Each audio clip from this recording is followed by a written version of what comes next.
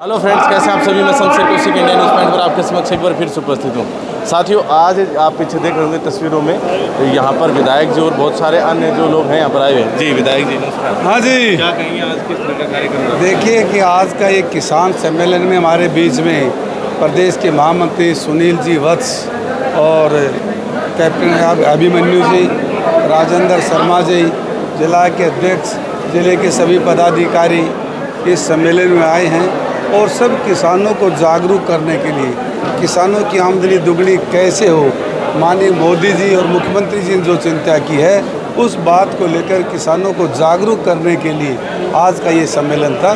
किसान को बीज से लेकर बाज़ार तक जागरूक करने के लिए, किसान के साथ कहीं कोई धोखा ना हो, किसान की उसकी फसल का पूरा भाव मिल जाए, इस सब बातों पर चर्चा करने के लिए प्रदेश के सभी किसान मोर्चा के पदाधिकारी, जिले के सभी पदाधिकारियों आज इस अम्बेडकर भवन में आए हैं और मैंने भी सबका आभार प्रकट किया, धन्यवाद किया है।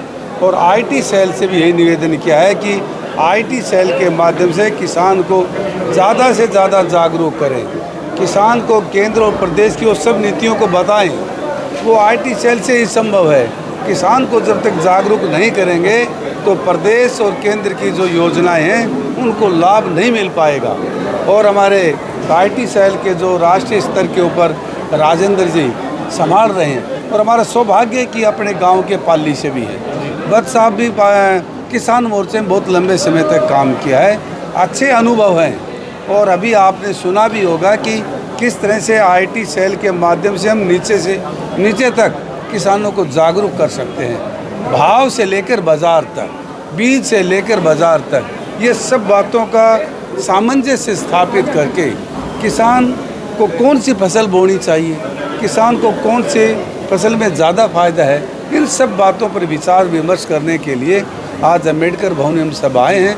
मैं महेंद्रगढ़ के अंदर जो है किसानों को मजबूरी बस खुले में और साथ में सब डिपो में आकर सरसों या बाजरा ये बेचना पड़ता है। आखिर कब जो व्यवस्था की जाएगी अनाज मंडी? देखिए कि आपके चैनल के माध्यम से मैं कह सकता हूं कि आने वाले समय में आगे कम से कम 6 महीने लगेंगे। 6 महीने बाद जब किसान आएगा तो उनको भरपूर अनाज मंडी मिलेगी, सुंदर अनाज मंडी मिलेगी, सब सुविधा मिलेगी। तो आपके चैनल के माध्यम से तो आज तो मैं यही कह सकता हूं कि किसान को तकलीफ़ है क्योंकि जगह नहीं है, और जगह नहीं होगी तो तकलीफ़ होगी। किसान को बैठने के लिए अच्छी जगह मिले, साफ़ सुथरा पानी मिले, जो अपनी जीन्स लाए वो ठीक ढंग से रख दे और उसको आराम से बिक्री करके अपने घर चला जाए, इस बात की चिंता घर से और मंडी तक सरकार की पूरी जिम्मेवारी। चलिए जी, बहुत बहुत धन्यवाद जी। तो आप बताएं अभिमन्यु जी, यहाँ पर आए कैसा रहा आपका पूरा एक्सपीरियंस? देखिए, आज हमारे महेंद्रगढ़ ज़िले के किसान मोर्चे के अध्यक्ष भाई पवन खैरवाल जी ने जो किसान संगोष्ठी करवाई है, देखो किसान संगोष्ठियों के माध्यम से भारतीय जनता पार्टी का एक मकसद है कि जो सरकार की स्कीमें हैं, उनकी नीतियां हैं, सारे किसान सरकार के साथ जुड़े रहें, अपडेट रहें और उनको कोई समस्या ना आए।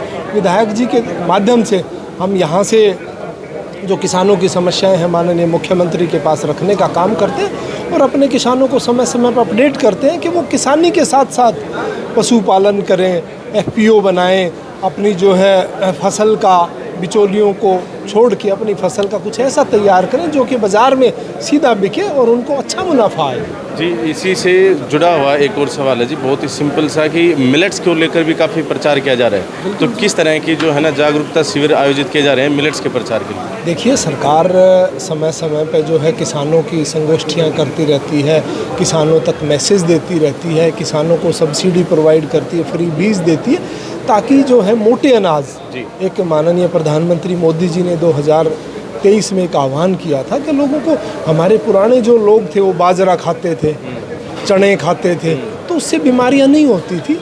गेहूं को छोड़ के लोग अन्य चीज़ों पे जाए, उनकी जैसे हमारा दक्षिण हरियाणा में बाजरा पहले मंडी में डिमांड नहीं थी, आज डिमांड आई है, वो उसी कारण से आई है। तो हमारी परंपरागत जो फसलें थी उनकी डिमांड, उनको खाने से लोग कैसे स्वस्थ रह सकते हैं, ये हम जागरूक करते हैं और उसकी देश में डिमांड बढ़ी है। डिमांड तो है लेकिन यहाँ मंडी नहीं है जी। हाँ, वो देखो विधायक जी ने बताया, अब बढ़वा देंगे मंडी विधायक। खाद के कट्टों की इनकी भी कमी पड़ती रहती है, उसके लिए देखो ये चीज़ें वो कई बार दिक्कतें आती हैं, कई बार कम्युनिकेशन में दिक्कत हुई है किसी न किसी वजह से, तो उसको दूर किया जा रहा है। बल्कि हम तो कहते हैं कि आज ये सब छोड़ के जो है हम देसी खाद पे आ रहे हैं, तो वो एक बहुत बड़ा, जैसे हमारे गवर्नर साहब, माननीय महामहिम गवर्नर देवव्रत आचार्य जो कि हरियाणा से हैं, वो आज पूरे देश में प्रचार करते हैं। हरियाणा में पीछे 21 तारीख को रोहतक भी आए थे, तो वो जैविक खेती का पूरे देश में एक प्रचार किया। और हम भी कह रहे हैं कि भाई इन चीज़ों को छोड़ के, आप पूरे हरियाणा में घूमते हो, सबसे लास्ट में हमारा पोर्टल खुलता है बाजरा के लिए।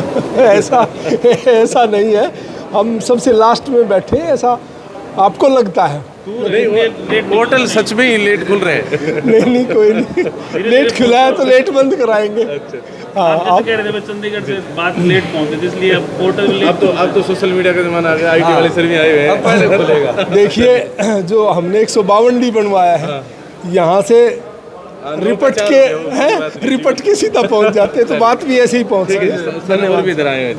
जी, क्या कहेंगे अपने इस महेंद्रगढ़ की भूमि पर आप आए, आपका अनुभव? भारतीय जनता पार्टी के किसान मोर्चा ने इस पूरे हरियाणा में 1 लाख वृक्ष लगाने का एक संकल्प किया है और एक हमारा अभियान है, एक पेड़ माँ के नाम। तो भारतीय जनता पार्टी का किसान मोर्चा कमर कसे हुए है, अपने हर ज़िले में जा रहा है, हर मंडल स्तर तक जा रहा है इस अभियान को। मैं तो कांग्रेस वालों को भी कहता हूँ, तुम भी हमारे साथ आ जाओ, ये तो एक सामाजिक अभियान है पौधारोपण का। तुम भी आओ साथ, आके आने वाली हमारी अगली पीढ़ी यहाँ, क्योंकि ऑक्सीजन आपको किसी लेबोरेटरी से नहीं मिल सकती। ये एक सामाजिक काम भी है, लेकिन ये भारतीय जनता पार्टी के कार्यकर्ता सरकार होते हुए भी सामाजिक कामों में लगे हुए हैं, इसलिए ये सरकार बहुत लंबे समय तक रहेगी, क्योंकि समाज का और सरकार का साथ हमेशा बना रहता है। चलिए, जो आज के धन्यवाद जी, बहुत भाई आज 11 जिला नया घोषित बना रही सरकार है। हम चाहते हैं हमारा जिला मुख्यालय मिले हुए, लो जी, जिला मुख्यालय मिले, नारनौल वाला जिला बने। उसमें नारनौल का नाम है? नारनौल को नहीं है, अरे जी देखो सतीश जी। जी पवन जी, बताएं आपने जो आज ये कार्यक्रम किया इसके बारे में। देखिए, आज पूरे देश में भर में माननीय प्रधानमंत्री जी के जन्मदिन पर सेवा पखवाड़ा चला हुआ है। उसी के निमित्त पार्टी संगठन के ऊपर के आदेश थे कि एक किसान संगोष्ठी का कार्यक्रम किया जाए, ताकि आम जन के अंदर जो हमारी योजनाएं उनको पहुंचाने की बात हो और किसान से सीधा संवाद की बात हो। और निश्चित रूप से, क्योंकि मैं तो किसान का बेटा भी हूं, जवान का भी बेटा हूं, और इस कार्यक्रम का करने का आज सौभाग्य मिला। और आप इस कार्यक्रम में आप देखें, क्योंकि माननीय प्रधानमंत्री जी भी चाहते हैं कि महिलाओं को आगे रखा जाए, 33% आरक्षण इनको दिया है। आज ये दादी चाची जितनी भी आई थी, छाछ को भी जानती हैं, ये खेत के एक चीज़ को जानते हैं, क्योंकि बरसाना हमें नहीं आता लेकिन इनको आता है। ये मतलब किसान जो हमारा पुरुष होता है, उसके कंधे से कंधा मिला करके कार्य करती हैं। आज इस कार्यक्रम में महिलाएं आई हैं। इस कार्यक्रम में आपने नौजवानों को भी देखा, जो आने वाले समय के अंदर टेक्निकल रूप से कृषि को आगे बढ़ाएंगे। और हमारे इस कार्यक्रम में प्रदेश के महामंत्री भाई सुनील वत्स जी आए हैं, उनका हमने स्वागत किया है इस पवित्र भूमि के ऊपर। भाई अभिमन्यु, जो माननीय मुख्यमंत्री जी मनोहर लाल जी के साथ रहे, नायब जी के साथ रहे, वो इस कार्यक्रम में आए। हमने सहृदय से उनको निमंत्रण दिया था, उन्हें सहृदय से स्वीकार किया।